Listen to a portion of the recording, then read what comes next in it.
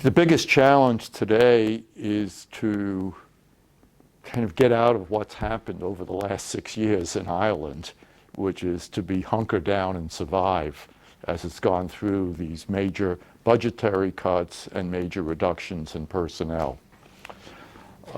This is not sustainable to keep reducing the spending and reducing the people.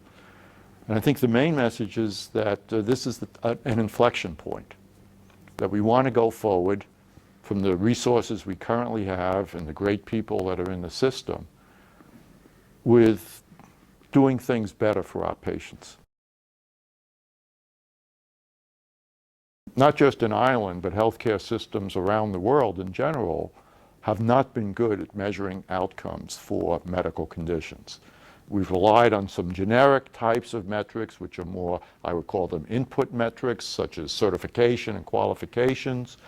We've used some process metrics like defects, misdiagnoses or mistreatments, and those are important, but they're not a substitute for outcome metrics done medical condition by medical condition. And the second one is cost. And we measure cost at the institution level, at a hospital level or a physician's practice level, but we're not good at driving those costs down to the patient's medical condition, and in particular measuring the cost over a complete cycle of care for that medical condition, which could involve the patient being treated by multiple providers. So even if each provider has adequate measures of costs that it's incurred for the patient, which in fact they don't have, but we still need to get it across all the providers to really understand what did it cost us to treat the patient over that complete cycle, because often we can spend more early in the treatment cycle. It's, oh my God, we're raising our costs, but we can save 10 times that much downstream by getting better patient compliance and avoiding complications. There's one other component too. We have to reimburse institutions differently for delivering the care. And so I think of this as a triangle. We have to have better measurements of outcomes and better measurement of costs for that medical condition, and that will enable a new way of paying for treating patients for that medical condition, which we call a bundle payment, which is all-encompassing. It covers all the processes and steps that you must do to deliver good outcomes for that medical condition.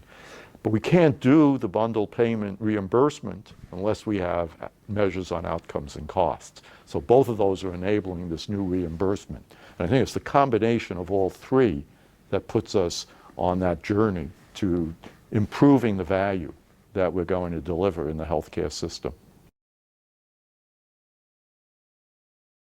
And we have to reaffirm what our fundamental mission is, which is to take care of our citizens and put them on a better health trajectory.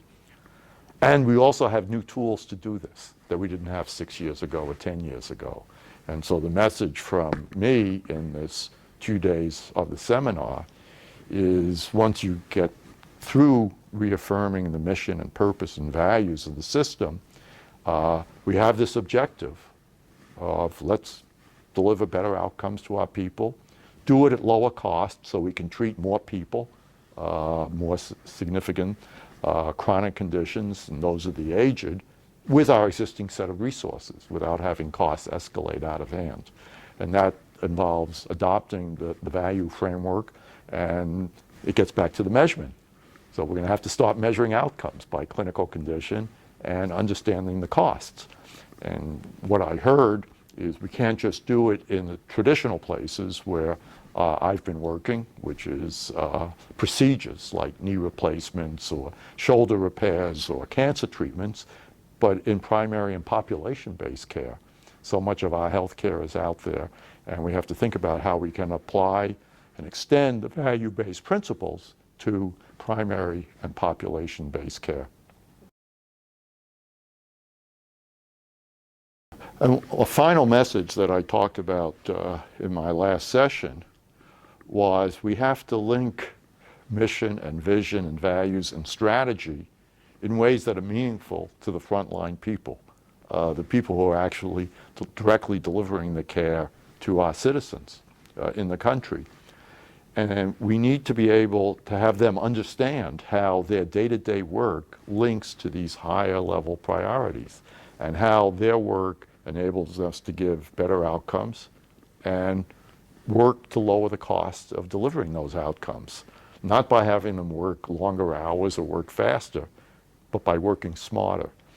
And if we can educate and communicate to our frontline employees, clinicians and support staff in all the facilities, what we're trying to accomplish in ways that are understandable and credible to them, then I believe that they can do their jobs differently and better, sometimes more innovation, more responsive to their patient needs in ways that are going to make this work. Because ultimately, the managers and the executives who were with me for the last 2 days, even though there were up to 500 of them at one point, they can't make this happen.